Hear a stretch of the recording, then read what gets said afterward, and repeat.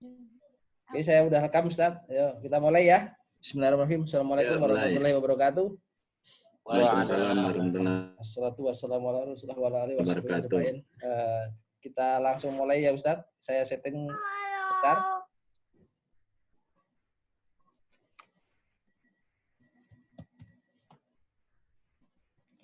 Assalamualaikum warahmatullahi wabarakatuh. Alhamdulillah alladzi arsala rasulahu bil huda wa dinil haqq liyudhhirahu 'ala dini kullihi wa kafa billahi syahida. Asyhadu an la ilaha illallah wahdahu la syarikalah wa asyhadu anna Muhammadan abduhu wa rasuluh. Allahumma shalli wa sallim wa barik ala nabiyyina Muhammadin wa ala alihi wa sahbihi ajmain, amma ba'd. Bapak-bapak, ibu-ibu, hadirin hadirat yang Allah muliakan, alhamdulillah segala puji bagi Allah yang telah memberikan kita berbagai macam kenikmatannya. Salah satu diantaranya adalah nikmat sehat walafiat, sehingga kita bisa mengikuti pengajian online ini. Mudah-mudahan nikmat sehat walafiat yang telah Allah berikan untuk kita semua dapat kita manfaatkan dengan sebenar-benarnya dan sebaik-baiknya untuk menambah kualitas keimanan dan ketakwaan kita semuanya. Amin ya Allah ya Rabbal Alamin.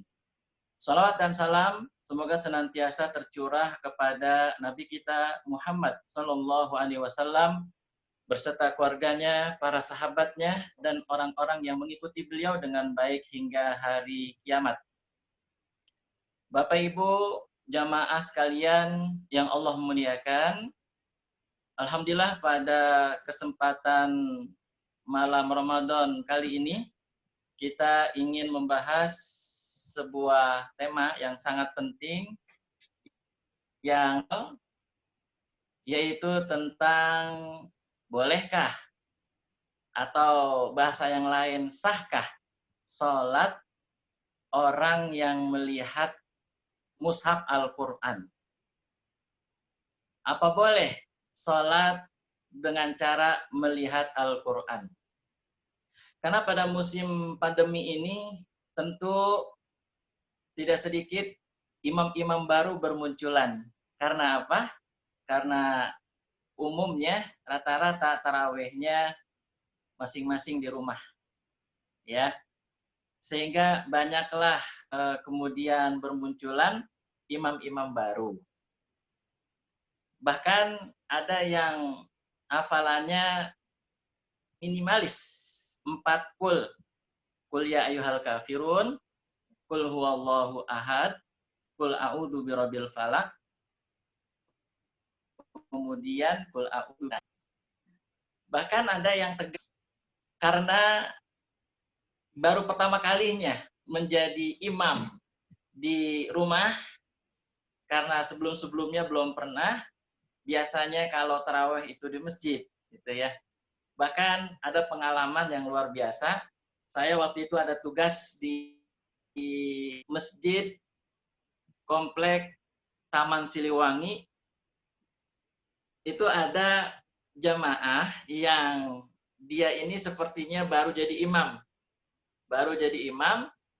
Imam tarawih lagi. Akhirnya dia jadi imam, kemudian seperti biasa dia mulai takbiratul ihram, Allahu Akbar. Lalu setelah Allahu Akbar, dia kemudian membaca langsung surat lain. Bismillahirrahmanirrahim. Qul huwallahu ahad. Al-Fatihahnya ketinggalan. Masya Allah. Mungkin karena grogi ya, atau karena tidak biasa. Nah, jamaah yang Allah muliakan, ini penting untuk kita ketahui, apalagi tidak ada video viral yang menunjukkan tentang tata cara sholat dengan melihat Al-Quran Al-Karim. Nah, ini yang akan kita bedah, yang akan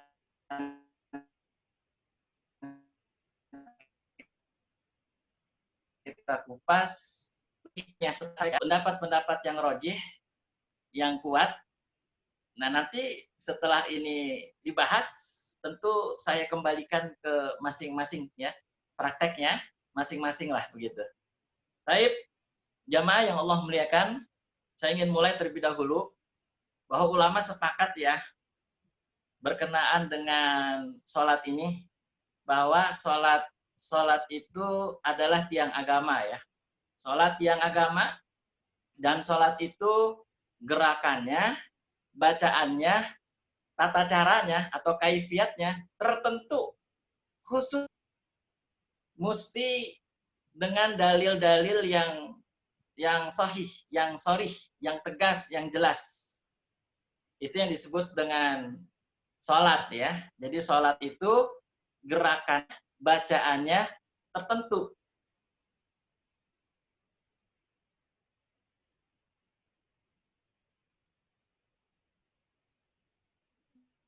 Berarti tidak boleh ibadah tatanya tertentu gitu.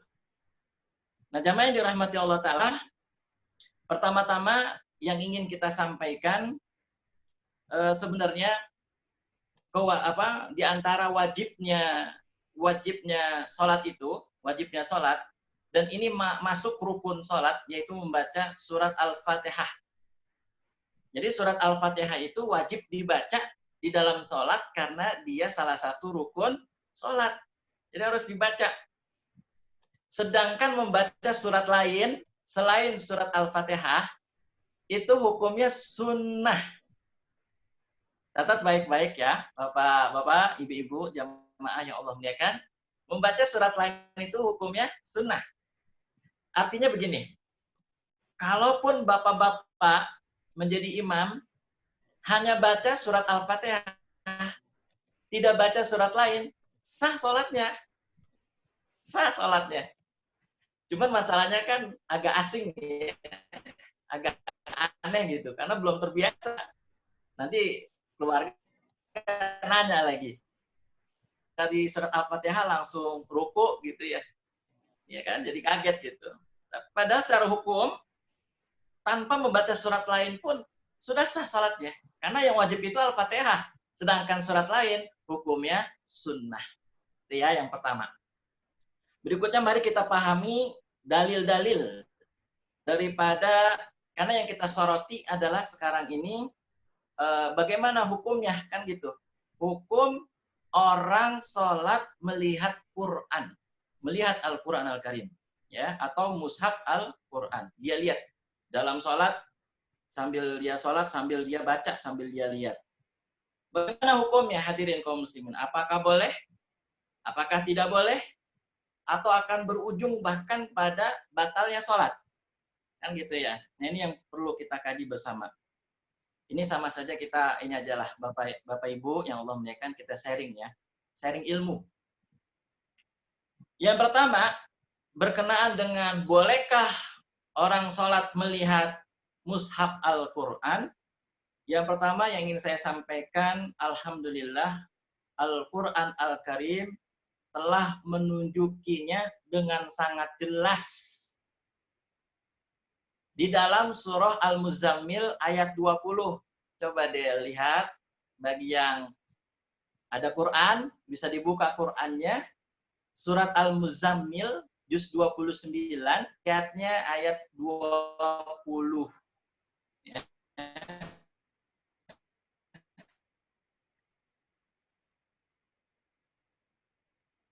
Ayat 20, surat Faqra'u ma tayassara minhu wa aqimus shalah. Oleh karena itu, kata Allah, oleh karena itu, bacalah apa yang mudah bagimu dari Al-Quran dan tegakkanlah sholat. Jelas ya, bapak-bapak, ibu-ibu, jamaah semua, jelas? Ayat ini jelas banget, terang, beneran. Seperti apa ya, siang hari bolong ya, matahari terang banget. Ini penjelasan dari Allah jelas sekali. Jadi ketika kita mau sholat, katanya Allah, perintahnya nih, perintah Allah, bacalah Al-Quran yang mudah bagi kamu. Maksudnya, bacalah Al-Quran ketika dalam sholat sesuai dengan hafalan masing-masing. Kan begitu. Sesuai hafalan masing-masing. Ya. Nah, ketika ada orang yang sholat melihat Al-Quran, berarti kan perintah Allah ini tidak berfaedah. Coba, pakai logika ya. Pakai logika dulu. Kalau ada orang yang sholat melihat Al-Quran, melihat mushaf Al-Quran, ini perintahnya jadi nggak berfaedah. Perintah Allah nggak berfaedah jadinya. Jelas, tegas. Faqra'u ma tayassara minhu wa aqimus shalah. Bacalah bacalah apa yang mudah bagimu dari Al-Quran. Sekali lagi, kalau Allah sudah katakan, bacalah yang mudah bagimu dari Al-Quran sesuai dengan hafalanmu masing-masing, lalu tetap membaca mushaf Al-Quran, kan jadi nggak berfaedah. Jelas ya? Satu, itu dalil dari Al-Quran. Kemudian kita lihat yang kedua, dalil dari hadis Nabi Shallallahu Alaihi Wasallam. Ini hadis riwayat Imam Bukhari dalam Sahihul Bukhari. Rasulullah Shallallahu Alaihi Wasallam menyebutkan begini, bersabda, "Fa'idha hadarat as-salah, falyu'adzin ahadukum, falyummakum aktsarukum Qur'anan." Nabi Shallallahu Alaihi Wasallam bersabda, ketika waktu sholat telah tiba, maka salah seorang di antara kalian adzanlah. Adzan, kemudian salah seorang di antara kalian menjadi imam. Terus kata Nabi Shallallahu Alaihi Wasallam, wal ya ummakum aktsarukum Qur'anan. Dan yang jadi imam di antara kalian adalah yang paling banyak hafalan Qur'annya. Aktsarukum Qur'anan. Yang paling banyak hafalan Qur'annya. Jamaah yang Allah muliakan, jelas sekali dari hadis ini bahwa sekiranya baca mushaf boleh, baca Quran boleh di dalam sholat, maka faidah ini, perintah Nabi ini tidak berfaedah. Kan Nabi mengatakan, pilihlah salah seorang di antara kalian jadi imam yang paling banyak hafalan Qur'annya. Kalau boleh baca Quran kalau boleh sholat melihat Quran, jadi tidak berfaedah. Perintah dari Nabi Shallallahu Alaihi Wasallam ini jadi nggak berfaedah, jemaah yang dirahmati Allah. Itu yang kedua, dalilnya atau hujahnya. Jadi silakan kalau ada yang mau bantah nanti hujah ini gitu. Kita akan adu argumentasi, ya. Kemudian yang ketiga, ikhwafillah rahimakumullah, kita ketika sholat kan diperintahkan untuk melihat tempat sujud ya. Pernah dengar nggak hadisnya? Bahkan itu diucapkan oleh Ibunda Aisyah.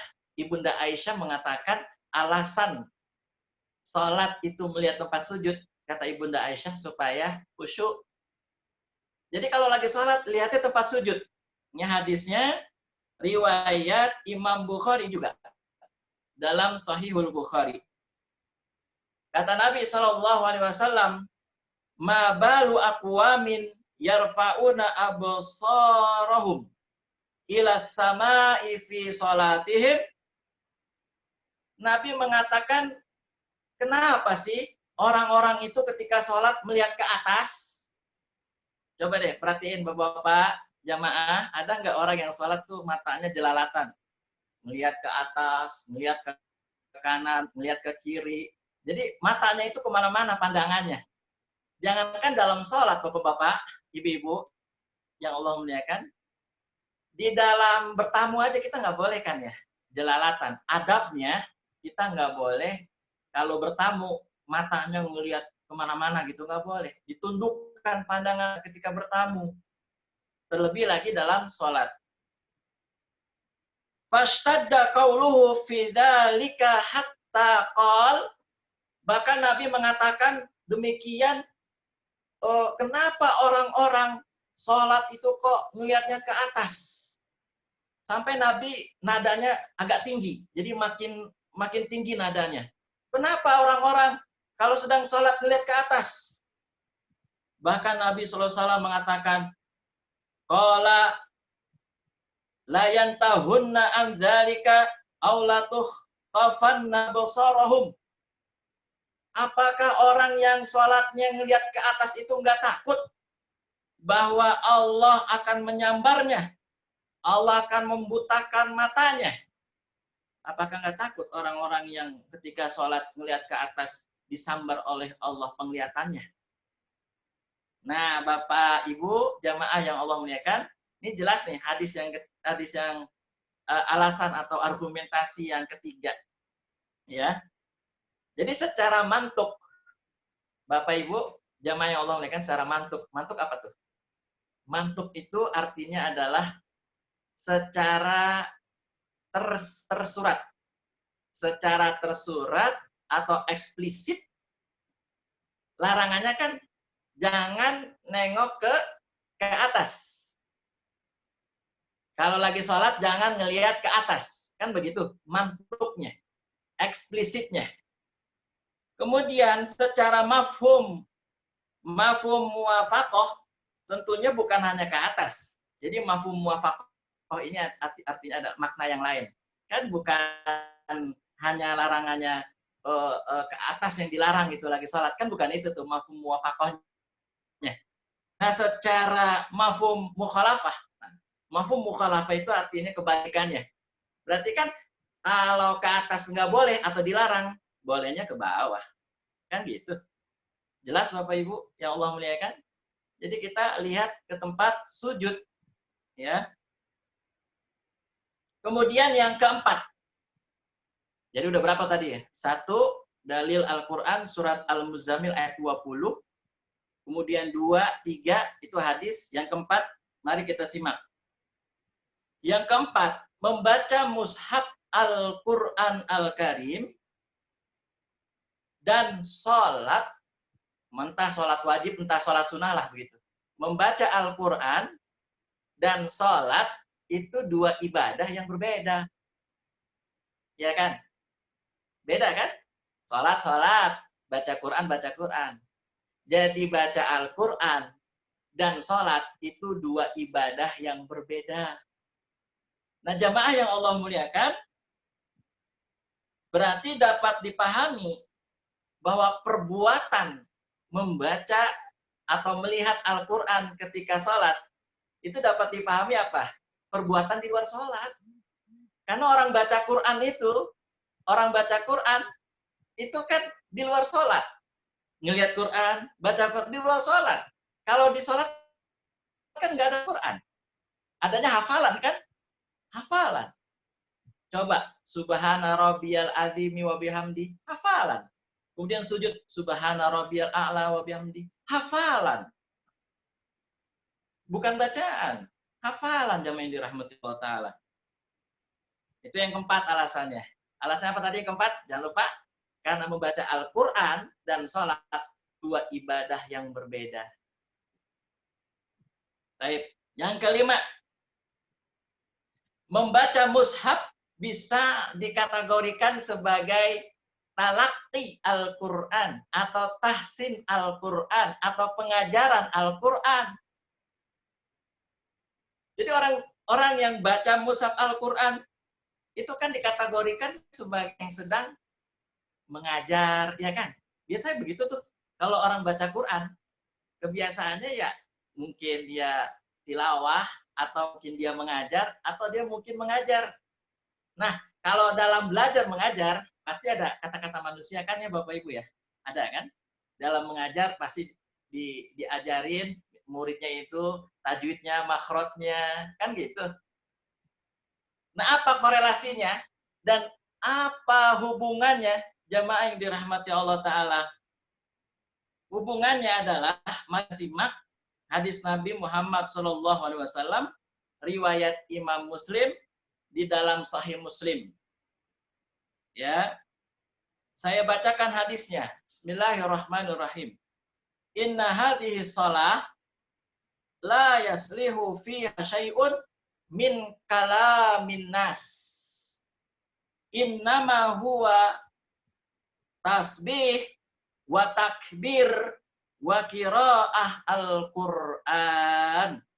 Sesungguhnya salat itu tidak dibenarkan padanya ada kata manusia, nggak dibenarkan.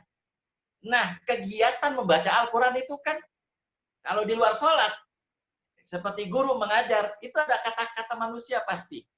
Ya. Tidak boleh dalam sholat itu ada perkataan manusia, ada obrolan manusia. Sungguh di dalam sholat itu bolehnya hanya apa? Tasbih, kemudian takbir, lalu yang ketiga membaca Al-Quran. Garis bawahi, membaca Al-Quran. Nah, membaca Al-Quran dalam hadis tersebut tentunya dipahami sebagai bacaan dari hafalan. Bukan dari mushaf. Dari hafalan. Bukan dari mushaf. Loh, dari mana kita tahu? Dari mana kita paham bahwa itu adalah hafalan? Tadi kan udah disampaikan hadisnya. Sama ayat Qur'annya. Surat Al-Muzammil ayat 20. Dan sabda Nabi tadi. Bahwa yang jadi imam di antara kalian adalah yang paling banyak hafalan Qur'annya. Jelas ya Bapak Ibu yang dirahmati Allah Ta'ala. Yang keenam, hujahnya adalah membaca mushaf dengan berbagai cara dalam sholat ya. Misalnya dengan menggunakan HP. Ya, jadi dia lagi sholat, kemudian pakai HP, HP-nya ada Qur'annya ya. Kemudian pakai mushaf yang digendong, atau apa sih, Google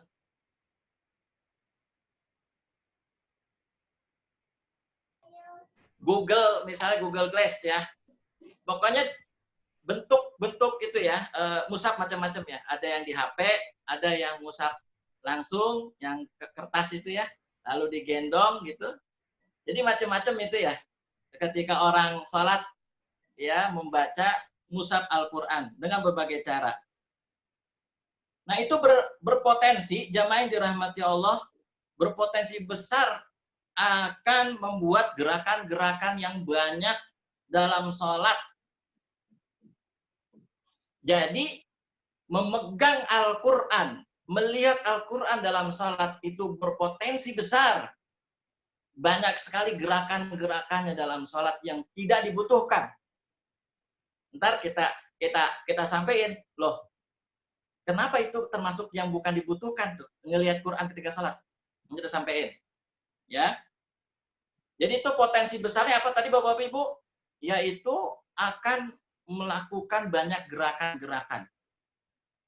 Ketujuh, gerakan sholat sudah ditentukan sehingga kita disibukkan dengan gerakan-gerakan tersebut di dalamnya. Gerakan sholat kan udah ditentuin. Yang boleh kayak apa sih gerakan sholat? Nah, 10 menit lagi. Terima kasih Haji Andrian. Diingatkan 10 menit lagi. Ya, 10 menit lagi. Jadi jamaah dirahmati Allah Ta'ala.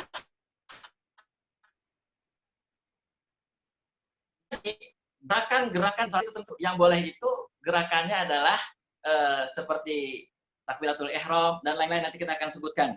Ya, ini juga ada diriwayatkan oleh Imam Bukhari, dalam Sahih Bukhari disebutkan dari Abdullah radhiyallahu anhu berkata, kami pernah memberi salam kepada Nabi SAW ketika beliau sedang sholat dan beliau membalas salam kami.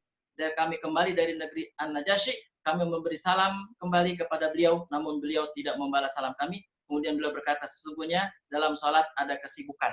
Jadi khusus kalau sholat itu kita sibuk sholat, bukan dengan gerakan-gerakan yang lain. Adapun gerak-gerakan yang dibolehkan Bapak Ibu, jamaah yang Allah muliakan, gerakan yang dibolehkan di antaranya karena ada hajat, ada kebutuhan, ya, sebagaimana yang disampaikan oleh misalnya Rasulullah SAW memindahkan Ibnu Abbas karena salah tempat dalam posisi berjamaah ketika berdua. Jadi ini boleh bergerak karena Ibnu Abbas waktu itu sholat bersama Nabi di sebelah kiri, padahal laki-laki ya. sehingga beliau pindahkan Ibnu Abbas yang waktu masih kecil, Ibnu Abbas di sebelah kanan. Ini boleh gerakan ini karena dibutuhkan. Kemudian yang kedua, bergerak maju untuk formasi sholat berjamaah bertiga. Ya, misalnya ketika ada Nabi SAW sholat, kemudian ada di sebelah kanannya sahabat Nabi, datang lagi sahabat yang lain, sholat di sebelah kiri, lalu Rasul maju ke depan. Jadi formasinya seperti itu.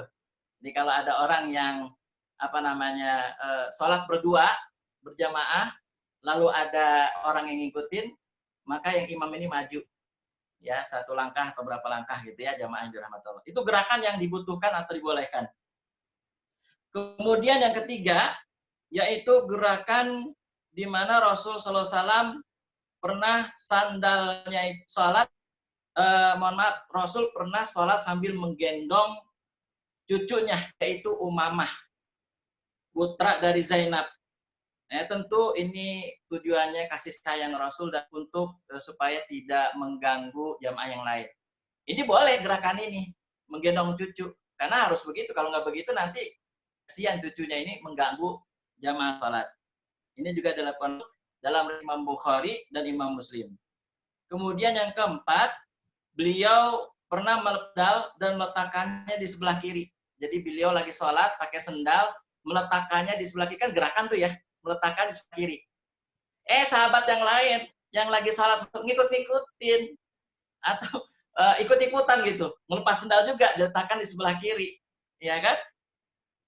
Terus akhirnya pas Rasul selesai sholat ditanya, loh kenapa kalian ngikutin gerakan ngikutin buka sendal gitu? Karena kata sahabat, kami tahu ya Rasul lepas sendal kemudian diletakkan sebelah kiri, ya kami ikutin gitu.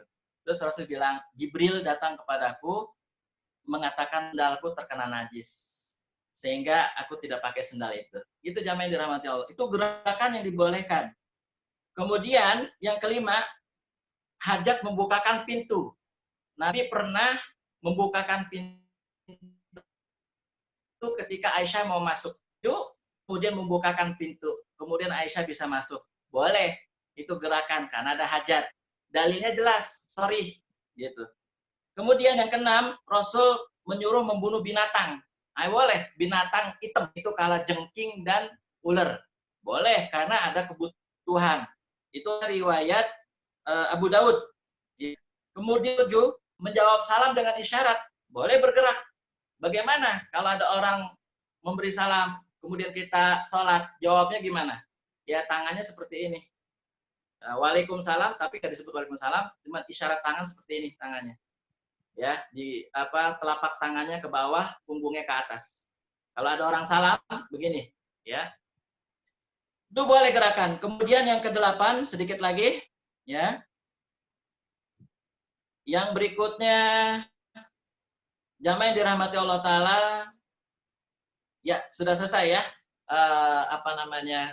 Di antara gerakan-gerakan di dalam sholat yang dibolehkan dan ditolerir, ya.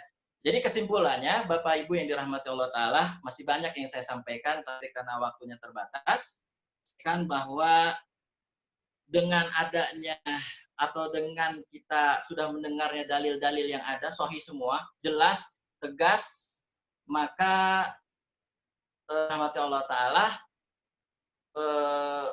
ketika orang sholat membaca mushaf Al-Quran, maka ini tidak boleh. Tidak boleh dan cenderung, saya berpendapat itu cenderung bisa membatalkan sholat. Kalau misalnya ada yang berargumentasi, ya silakan aja gitu ya. Tapi yang jelas ini hujah-hujahnya jelas sekali gitu ya. Lagi pula jamaah yang dirahmati Allah, mohon maaf, kalau misalkan membaca Al-Quran dengan mushaf, bagaimana nanti nambah hafalannya? Kan kita kan di bulan Ramadan dimotivasi untuk hafalan, ya kan? Jadi kalau beli mushaf nanti lama-lama nggak bisa nambah hafalan gitu kan, gitu juga ya. Di antara hikmah kenapa tidak boleh membaca sholat membaca mushaf. Demikian jemaah yang dirahmati Allah, mudah-mudahan jelas bagi kita semuanya. Tentu ini pendapat yang saya anggap paling rajih. Nah, untuk berikutnya kesimpulannya ya dikembalikan kepada jemaah semuanya sesuai dengan keyakinan masing-masing atau serknya di hati masing-masing. Allah alam bisawab. Saya kembalikan ke Bapak host. Ya, Assalamualaikum warahmatullahi wabarakatuh. Waalaikumsalam warahmatullahi wabarakatuh, Ustaz. Waalaikumsalam warahmatullahi wabarakatuh. Ada pertanyaan bagus itu. Kita gini Ustaz, Ada ini pertanyaan bagus itu. barusan dapat info kayaknya ini sudah unlimited time, jadi mungkin bisa dilanjutkan diskusi aja, Ustaz. Kalau putus ya nasib, kalau enggak berarti sudah tergantikan ke unlimited time, jadi bisa diskusi kita. Silakan Jiaria, bisa ini, halo langsung, bisa langsung bertanya langsung. Kalau enggak di ini aja pindah host aja Om, pindah ID meeting baru lagi aja Sudah unlimited ini seharusnya ya harusnya. Tadi aku udah dapat apa namanya? Dapat info tadi ada nih unlimited time sekarang.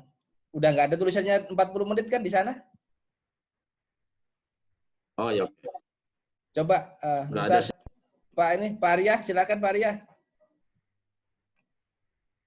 Ya Ustaz, Assalamualaikum Ustaz. Waalaikumsalam Pak Arya. Kabar Ustaz? Alhamdulillah khair. Pak Arya juga khair ya, insyaallah. Ya Ustaz, Alhamdulillah. terkait materi yang disampaikan. Tadi saya juga sambil browsing. Jadi menurut Imam Bukhari dalam kitabnya itu, Aisyah itu, Bunda Aisyah pernah diimami oleh budaknya yang bernama Zakwan. Ketika itu dia membaca dari mushaf. Nah, itu gimana menurut Ustaz? Gitu. Baik. Afwan. Jadi begini, saya mau sampaikan tapi khawatir waktunya habis tentang Ibunda Aisyah. Jadi sebenarnya Ibunda Aisyah itu jadi makmum, imamnya Zakwan. Zakwan itu seorang tabi'in. Satu orang tabi'in yang melakukan ketika sholat baca Quran. Hanya satu orang tabi'in. Ibunda Aisyah makmum. Kemudian tidak ditemukan satu orang sahabat pun dan Rasulullah Shallallahu Alaihi Wasallam melakukan seperti itu, enggak ada, gitu ya. Jadi itu hanya dilakukan seorang tabiin yang bernama Zakwan, lalu Ibunda Aisyah jadi makmum. Waktu itu memang Ibunda Aisyah tidak melarang, tidak mengiyakan, ya pokoknya Ibunda Aisyah diam gitu. Mungkin itu ijtihad Ibunda Aisyah radhiyallahu anha, ya. Tapi yang jelas Ibunda Aisyah itu nggak menolak, juga nggak melarang gitu. Nah gitu Pak Arya ya. Jadi mohon maaf kalau dari lihat hujah-hujah yang ada atau dalil-dalil yang ada, ya mohon maaf itu kurang kuat gitu, ya kan? Karena hanya dilakukan oleh seorang tabi'in yang bernama Zakwan. Sedangkan sahabat Nabi yang lain dan bahkan Rasulullah Sallallahu Alaihi Wasallam sendiri itu tidak melakukan hal itu. Gitu, Pak Arya. Afwan. Silahkan Pak Edi Mawardi. Tapi itu ada sambungannya itu. Ada sambungannya itu Pak Ustadz. Imam Ahmad berkata tidak mengapa mengimami jemaah dan ingat mushaf langsung ketika itu. Di pertanyaan Pak itu tadi Pak Arya. Ya, terus? Iya. Ketika itu terjadi, Imam Ahmad berkata, ya, tidak mengapa mengimam jamaah dan melihat mushaf langsung ketika itu. Iya kan, itu pendapat Imam Ahmad ya, pendapat beliau. Bagaimana yang salat wajib kalau salat wajib tidak pernah? Ya, pendapat beliau. Iya kan? Nah, jadi ya silakan berpendapat. Kita udah sampaikan hujah tadi berapa tuh? Udah banyak dari Quran, dari hadis.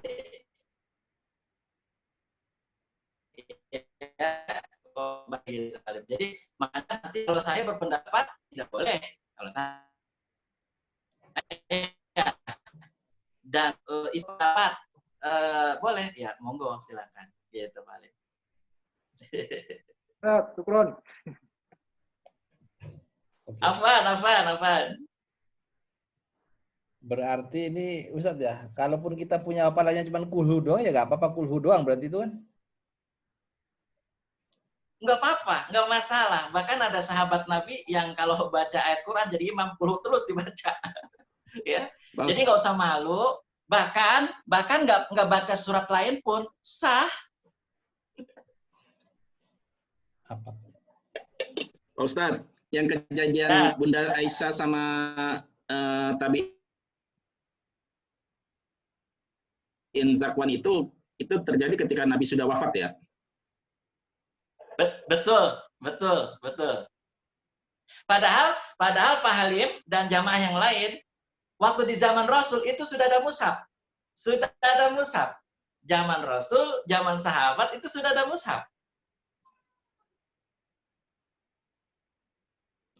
Bukannya mushaf itu pada waktu zaman sahabat yang apa namanya yang mengumpulkan. Kalau dulu kan mungkin masih dalam bentuk ini ya, apa namanya? Iya, namanya suhuf ya, sahifah. Ada yang di daun, ya kan? Ada yang di bermacam. Kemudian dikumpulkanlah di zaman Utsman bin Affan dan sudah diusulkan di zaman Abu Bakar, Sayyidina Abu Bakar radhiyallahu anhu.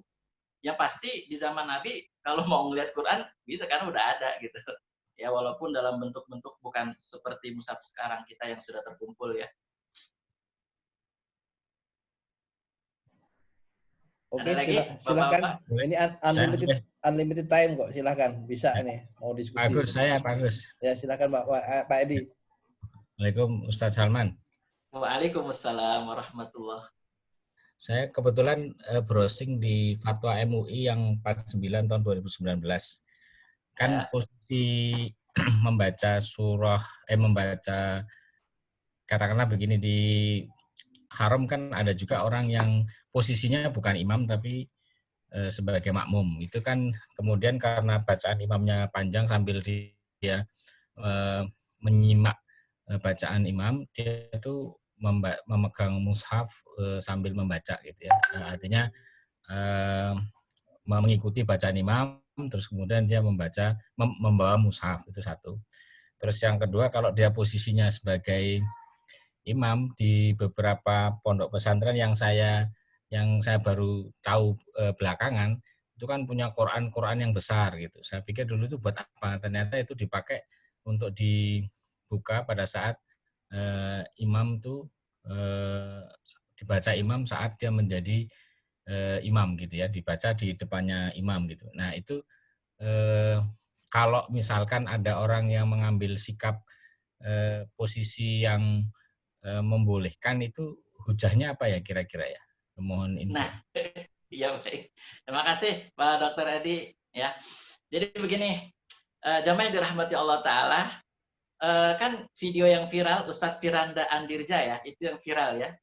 Itu beliau justru mengatakan bahwasannya makmum yang megang Quran itu keliru katanya gitu kan.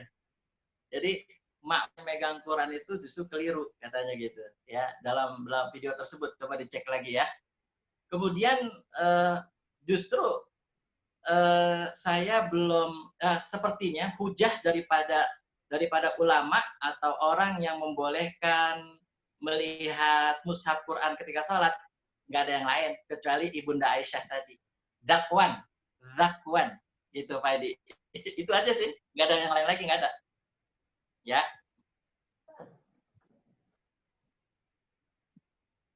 Ada lagi? Gimana Pak Edi? Silahkan. Ya. Pak Edi jelas?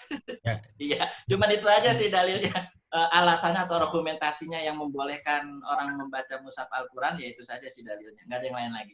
Yang penting kita sama-sama paham dari dua pandangan itu dan tidak menghakimi karena salah paham gitu. Jangan sampai kita salah paham. Betul. Makanya saya sampaikan nanti setelah kita bahas ini kita kembalikan ke masing-masing ya pengamalannya gitu. Ini Ustaz, hanya membuka cakrawala wawasan. Nggak masalah misalnya itu batal sholat, kita berpendapat itu batal sholat atau nggak boleh, nggak masalah. Itu bukan penghakiman, asal jelas hukumnya. Dan ketika ada yang mengatakan boleh, nggak masalah juga gitu. Jadi nggak, itu udah biasa perdebatan atau perbedaan pendapat di kalangan para ulama dari dulu, ini boleh, ini nggak boleh, itu udah biasa, Pak Edi. Jadi insya Allah itu nggak masuk kategori penghakiman, nggak. Yang penting setelah kita tahu, ya kita kemudian bisa berlapang dada atau toleransi. Ya ini hanya sekedar informasi, ini ada pendapat yang mohon maaf yang berbeda gitu. Mesti tahu pendapat ini. Gitu ya, Pak Edi, insya Allah. Ya, syukran. Pak Ustadz. Afwan. Pak Ustadz. Apa dong hafalannya tambah. Pak Ustadz, ini menyambung dari yang pendapat Pak Ustadz ini, kalau boleh tanya, ini kalau pendapat Pak Ustadz ini pelarangannya lebih ke semua jenis sholat kah, atau hanya sebenarnya ke wajib? Kalau semisal kita semisal kan kita pengen biasanya misalkan sholat tahajud kan biasanya disunahkan juga kan yang panjang-panjang, tapi kalau kita nggak hafal kan ya hafalnya itu doang ya segitu-gitu doang gitu. Nah, kalau kayak gitu gimana? Baik, ini pertanyaan luar biasa ya, Masya Allah. Jadi gini Abu Hana ya, ini berlaku baik sholat wajib maupun sholat sunnah. Berlaku baik sholat wajib maupun sholat sunnah. Adapun tadi kan itu kalau yang tadi itu kan hanya keafdolan saja Bu Hana, bukan kewajiban. Jadi sholat tahajud itu hanya kesunahan, keafdolan kan kewajiban. Artinya yang dituntut oleh Allah dan Rasulnya itu adalah, bahkan dijelaskan oleh Ibnu Abbas radhiyallahu anhu, minimal kalau kalian tidak bisa 11 rakaat atau 23 rakaat, cukup 2 rakaat. Dan untuk bacaannya itu bebas. Ya kalau misalnya mau meraih kesunahan, misalnya, ya apalah, dihafal. Insya Allah bisa. Al-Baqarah di bulan Ramadan ini bisalah di satu, insya Allah di satu. Kalau Al-Baqarah kan itu ada 2 juz lebih ya, 2 juz lebih Al-Baqarah. 3 juz. 2,5 juz. Ya, 3 juz lebih dikit lah gitu ya. 3 juz kurang. 3 juz kurang. Nah, itu insya Allah bisa kalau mau coba dihafal gitu ya. Dan di surat-surat pendek juga sebenarnya banyak ayat-ayat atau surat-surat yang memang bisa kita hafal. Juz 30 aja itu udah cukup untuk sholat malam tuh, Abu Ana. Juz 30 dari An-Naba sampai Anas 1 juz lumayan gitu. Gitu ya, Mbak Ana ya. Jazakallah khair Ustaz. Pak, iya, ada tambahan ini, mau pertanyaan, silakan Pak Didit. Pak Didit. Iya, Assalamualaikum Ustaz. Waalaikumsalam warahmatullahi. Mantap Ustaz. Ana ada 2 pertanyaan, Ted. Yang pertama, untuk generasi tabiin itu apakah termasuk sunnah juga, Ted ya? Maksudnya yang dicontohkan generasi tabiin itu masuk sunnah atau bukan? Yang kedua pertanyaannya, kalau Al-Quran itu hanya digunakan sebagai backup aja gitu, Ted. Maksudnya kalau misalnya kita mentok gitu, kita misalnya lagi baca di tengah-tengah surat panjang, terus kita mentok lupa sama sekali, imam kita nggak hafal gitu ya, boleh nggak menurut definisi Ustadz buat melirik sebentar gitu buat melihat ayat berikutnya itu apa gitu, Ted? Syukran, jazakallahu. Afwan, alhamdulillah. Ini saya yakin emang banyak mengundang pertanyaan ya, emang sengaja ya, biar dialog. Nah, jadi jamaah yang dirahmati Allah Ta'ala, berkenaan dengan tabi'in, ini tabi'in kan banyak ya, banyak. Kalau secara hukum, kalau menggunakan, apalagi sholat itu gerakannya tertentu, bacaannya tertentu, maka bahkan di dalam hadis itu, yang termasuk disunahkan itu sunnah khulafaur rasyidin, al-mahdiyyin. Kita disuruh untuk memegang teguh sunnah khulafaur rasyidin, Abu Bakar, Umar, Utsman, dan Ali. Dan pegang dengan gigit dengan gigi geraham kalian. Kan begitu. Nah, apalagi ini mohon maaf, tabi'in banyak. Lalu zakwan. Jadi dari sekian tabi'in, hanya zakwan saja yang melakukan. Ini dalam hukum tentu kurang kuat, kurang rojih.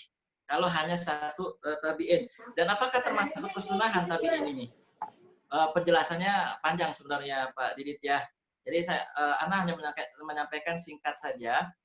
Memang dalam hadis itu disebutkan bahwa sebaik-baik generasi adalah generasi para sahabat, kemudian generasi tabi'in, terus tabi'in, generasi terbaik gitu ya. Lalu bagaimana dengan misalkan satu orang tabi'in yang melakukan suatu permasalahan tadi hukum gitu ya? Tentu ini ini berkaitan dengan hukum, bukan berkaitan dengan semacam kesunahan yang yang kita sudah tahu lah, sudah paham bahwa kita mengikuti para sahabat, kemudian tabiin gitu jamaah-jamaah Allah. Karena dibanding dengan sahabat-sahabat Nabi dan tabiin dan Rasulullah sendiri tidak menggunakan mushaf Al-Quran ketika sholat, itu aja sih sebenarnya ya. Itu cuma satu tabiin saja. Terus yang kedua tadi Pak Didit bertanya itu tentang baca Quran ketika di tengah-tengah baca Quran ayat panjang gitu ya. Ya lompat aja Pak Didit. Misalnya kita mau stop aja nih, sudah misalnya kita sudah cukup, udah nggak apa lagi, mentok, ya udah langsung aja ruku. Atau kalau mau bisa surat yang lain, bisa disambung dengan surat lain yang memang Pak Didit atau jamaah hafal, ya udah itu aja dibaca. Misalnya saya pribadi umpama ketika baca ayatnya lupa, udah mentok, terus nggak ada yang negur umpama, ya sudah, jangan dipaksakan, ruku saja, ruku. Lalu rakaat yang lain. Gitu. Baik, syukran. Afwan Pak Yakub. Silahkan kalau ada lagi. Masih adakah? Sampai jam berapa Ustadz ini? Nah ini Pak Haji Andria nih yang ini. Argunya jalan ini soalnya kalau panjang nih. Iya. Boleh tanya cukup deh. Boleh tanya cukup, ada lagi? Satu lagi Pak Edi, silakan satu Pak Edi. terakhir deh ya. Ini minta tips aja. Untuk... Ini ustadz lokal jadinya boleh banyak tanya nggak? Ustadz internal boleh banyak tanya. Unlimited ya. Untuk yang tadi sampaikan unlimited. Ustadz Salman terkait dengan yang kalau lupa gitu ya. Di luar sholat kita udah hafal. Terus kemudian pas waktu keselip gitu. Itu tipsnya gimana? Apakah kita mengulangi dari awal atau ini sebaiknya ya, maksud saya afdolnya gimana? Apakah diputus di lupa itu atau ganti surah yang lebih pendek gitu? Kan kadang-kadang tiba-tiba hilang gitu ya. Nah, ini mohon sarannya. Jadi ini fleksibel. Kalau masalah yang Pak Edi tanyakan itu nggak ada yang keafdolan, abdolan seperti apa, ini fleksibel saja. Karena yang tahu kondisinya adalah imam atau yang baca tersebut. Sehingga boleh, misalnya diulang dari awal tuh boleh banget. Nggak ada larangan sama sekali. Boleh diulang dari awal, atau boleh pindah surat, ya. Atau misalkan sudah dapat satu ayat, ya cukup aja nggak apa-apa, langsung ruku gitu ya. Jadi ini masalah yang fleksibel dalam arti kita melakukan itu, jangan dipaksakan. Jadi kalau kan jelas ayatnya tadi faqra'u ma tayassara min wa aqimus shalah. Bacalah Al-Qur'an yang mudah gitu, yang mudah bagi kalian bacalah itu. Jadi tidak perlu dipaksakan, karena ada yang mungkin ada sebagian yang dipaksakan akhirnya lama banget gitu ya, nggak selesai. Ini imamnya ngapa nih ya, diem aja gitu ya. Ternyata dia inget-inget lama sekali misalnya gitu ya. Jadi bebas Pak Edi, tidak ada keafdolan dalam hal ini. Bisa dia ulang dari awal ayat atau bisa ganti surat lain gitu. Bebas. Terima kasih. Sama-sama Pak Edi. Paling yang penting kalau mau baca surat harus nurut Ustaz dari kanan ke kiri ya. Nah, Yang betul. urutan suratnya. Kalau itu ada Betul, saya sudah tadi. pernah menyampaikan dalam kajian fikih 4 mazhab bahwa ulama semua sepakat hukumnya makruh. Makruh nggak? Makruh itu artinya dibenci ya. Artinya kalaupun misalnya dia nggak berurutan, boleh ya, tapi makruh. Contoh misalnya kalau dari kita baca surah An-Nasr, idza jaa nasrullahi wal fath, maka ayat rakaat berikutnya ya kita harus baca tabat siada. Jangan sampai kita baca kuliah gitu, dibalik gitu. Itu hukumnya makruh. Nah, kebiasaan nih ada sebagian orang yang dia bacanya dari Anas ke atas dalam salat ada, tapi kayaknya di masjid-masjid kampung dia bacanya dari Anas, rakaat pertama Anas, rakaat kedua Al-Falaq gitu. Nah, ini makruh hukumnya. Mestinya rakaat pertama Al-Falaq, rakaat kedua Anas. Betul, itu urutannya. Ustaz, tambahan Ustaz. Ya, silakan. Jadi istilah Ustaz. Jadi kalau semisalnya salat tarawihnya 11 rakaat gitu kan ya, kita ambilnya yang 222 atau yang 443 gitu Ustaz ya. Nah, urutannya itu hanya per salat di 2 rakaat di 4 rakaatnya atau secara keseluruhan 11-nya gitu Ustaz. Maksudnya, ulang lagi Pak Yudis gimana? Jadi misalnya gini, apa namanya, dia salatnya 11 rakaat nih Ustaz ya, gitu kan. Nah, harusnya kan berurut nih suratnya sampai nanti di witir ada terakhir ya apa namanya Al-Ikhlas, apa namanya 3 surat terakhir lah, 3 surat full terakhir. Nah, tapi dari awalnya misalnya dia awalnya mungkin dia baca Al-Baqarah ayat 1 sampai 5, kemudian rakaat kedua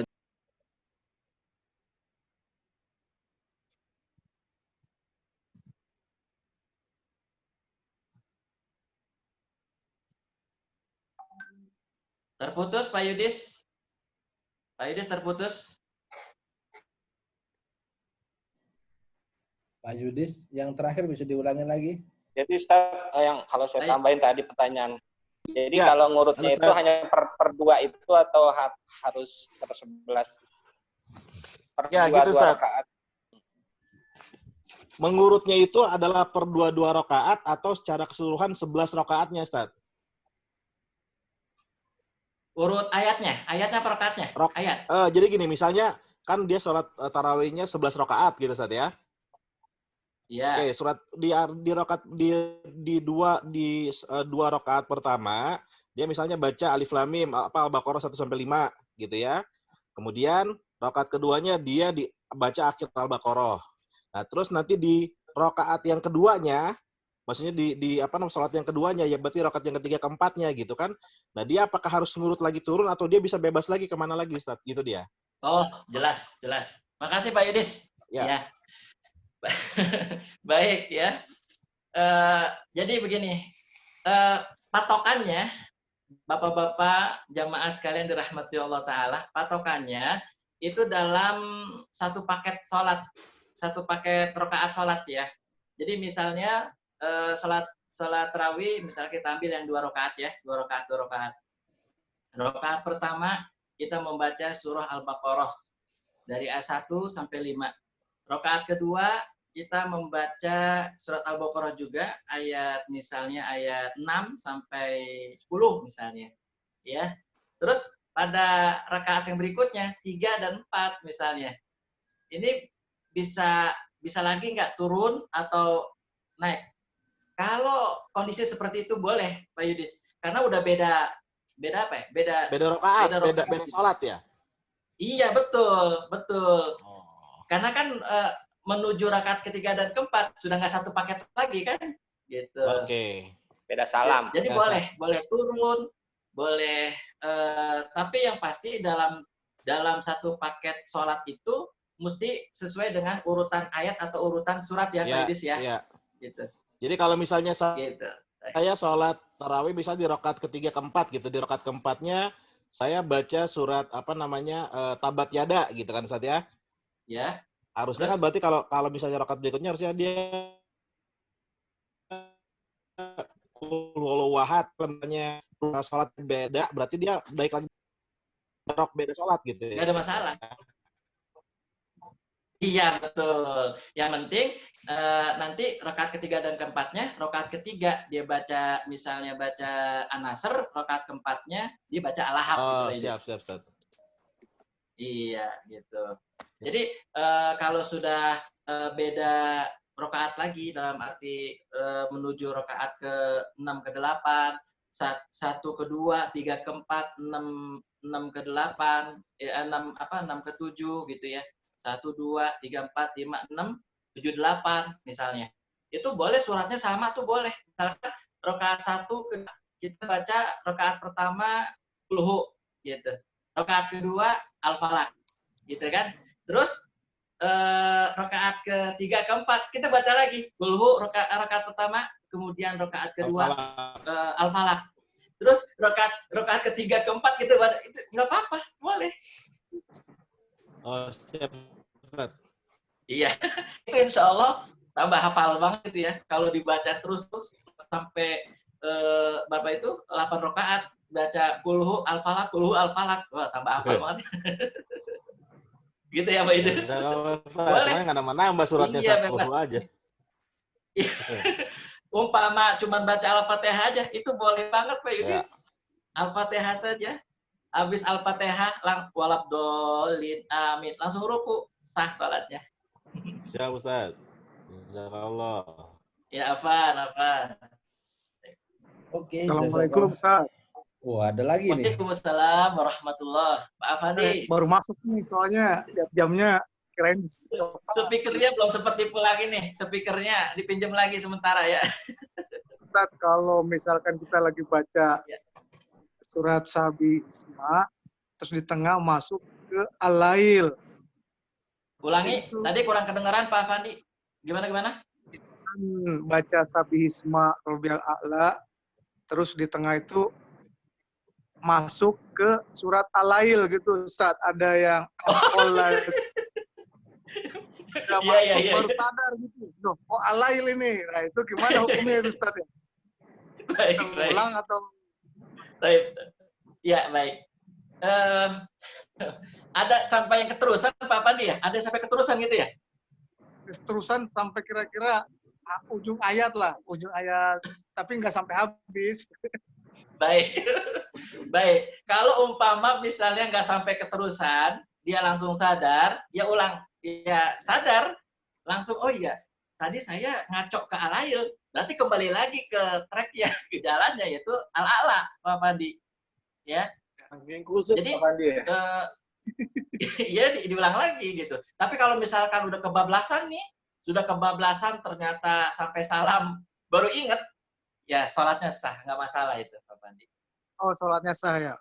Okay. Sah dong, sah banget. Apalagi itu bukan sengaja, lupa gitu. Itu lupa itu. Dan ketika membaca surat lupa itu bukan rukun, bukan kewajiban. Jadi no problem, nggak masalah.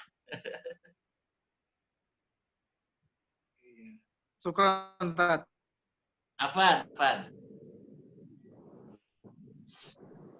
Oke, terima kasih. Bapak-bapak. Ada lagi kan? Nah ini ada Pak Agus Nusantoro. Ya, Ustaz. Ini kalau kita baca surat yang kepotong gitu ya, misalnya baca Al-Baqarah, kan berarti kan satu surat tapi untuk untuk dua rakaat gitu ya, atau 4 rakaat gitu. Nah itu biasanya Bismillahnya kalau kita sering dengar gitu ya, itu Bismillahnya dikecilin gitu ya, nggak diucapin gitu. Tapi kalau suratnya penuh, itu Bismillahnya kenceng. Apa gimana Ustadz itu? Baik. Jadi berkenaan dengan baca basmalah, kan dari Al-Fatihah saja itu ada perbedaan. Dari mulai Al-Fatihah kita membaca, ada yang basmalahnya sir, ada yang basmalahnya itu jahar. Ya, Al-Fatihah nih.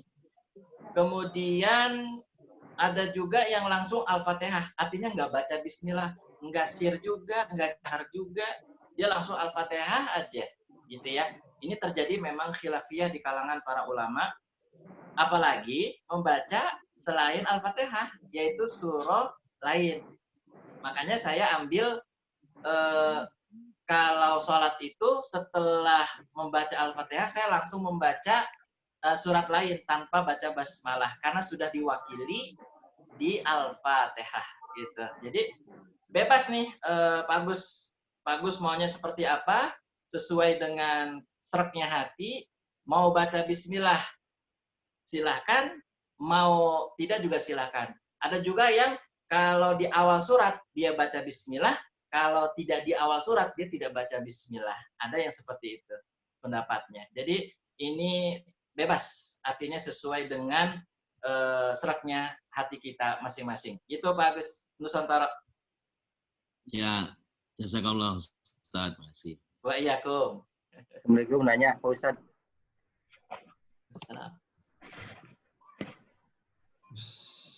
Pak Agus, boleh nanya Pak Agus? Silakan Pak Barkah, silakan. Pak Barkah ya.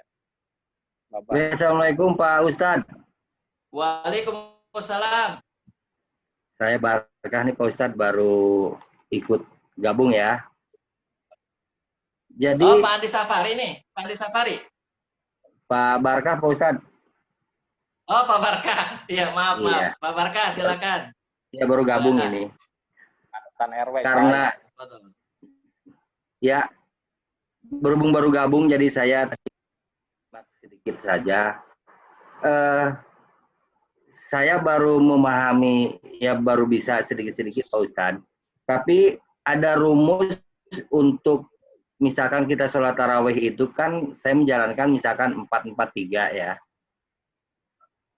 Ya. Terus? Ya. Jadi rumus kalau kita main di juz 30 itu setarnya di mana tuh Pak Ustadz supaya nyampainya nanti di witirnya itu Al-Ikhlas gitu kan, Al-Falaq dan Anas kayak gitu. Baik. Ada lagi Pak Barkah? Cukup? Udah cukup. Oke. Baik. Terima kasih atas pertanyaannya Pak Barkah yang dirahmati Allah Ta'ala. Taib, jadi ini sebenarnya teknis masing-masing kita punya punya teknis masing-masing. Jadi kalau misalkan kita, berarti 1 juz ya Pak Barkah itu, 1 juz dari An-Naba sampai An-Nas gitu. Yang pasti ya tinggal ini aja, misalkan kalau 1 rakaat itu bisa An-Naba sampai An-Nazi'at tuh. 1 rakaat An-Naba sampai An-Nazi'at atau Abasa. Kalau saya pribadi sih, saya tuh sukanya, mohon maaf, kalau sholat tahajud umpama, itu baca 1 juz misalnya, yaitu surat An-Naba, misal juz 30 surat An-Naba, saya panjangin dulu tuh yang rakaat pertama. Ntar rakaat yang keduanya, tinggal yang pendek-pendek kan, bebas itu jadinya Pak Barkah. Lalu kita sisahin untuk witirnya, yaitu surah Al-Ikhlas, surah Al-Falaq, sama surah An-Nas. Kalau kita pengen pakai surat-surat tersebut di dalam witir. Kan sunnahnya itu kalau witir, rakaat pertama baca Al-A'la, rakaat kedua membaca Al-Kafirun, rakaat ketiga kita membaca surah Al-Ikhlas. Nah, berarti nanti dilengkap aja. Dilengkap Al-A'lanya. Jadi Al-A'la sisahkan untuk witir, Al-A'la, Al-Kafirun, dan Al-Ikhlas. Itu sisahkan untuk witir. Selebihnya untuk tarawihnya tadi, yang 8 rakaat.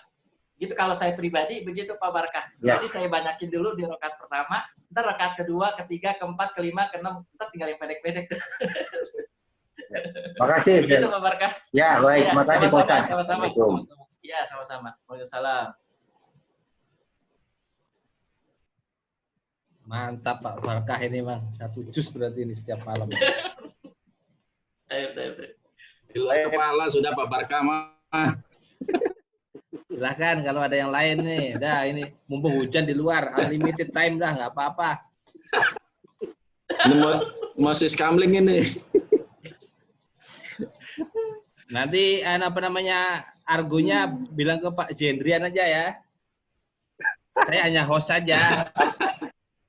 Tapi ini terkadang tergantung makmum juga ini. Belum tentu makmum juga mau surat panjang ini. kalau makmum di keluarga ya. Ya harus ditanya Besok dulu, subuh jam 5 ya, jangan lupa. Ya pakai link yang sebelumnya ya, nanti langsung connect aja. Nanti saya buka. Ada kajian, biar ramai juga kayak malam ini. Oke, nanti ruangannya saya buka 4:30 lah. Tadi partisipan sampai 28 ini. Siap. Biasanya berapa ini? Sekitar segitu juga, 29 orang tadi udah terrecord paling banyak tadi. Target berapa?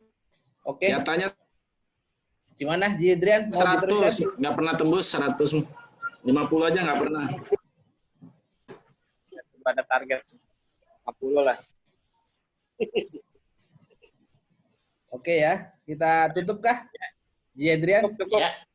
Ya, cukup. Oke, jazakallah khair Ustadz atas penjelasannya dan diskusinya. Semoga bermanfaat buat kita semua. Mungkin kita tutup kajian ini dengan bacaan hamdalah dan kafaratul majelis. Alhamdulillahirabbil alamin. Subhanallah. Assalamualaikum warahmatullahi wabarakatuh. Waalaikumsalam warahmatullahi wabarakatuh. Syukran juga Ustadz Abu Hana ya. Ya.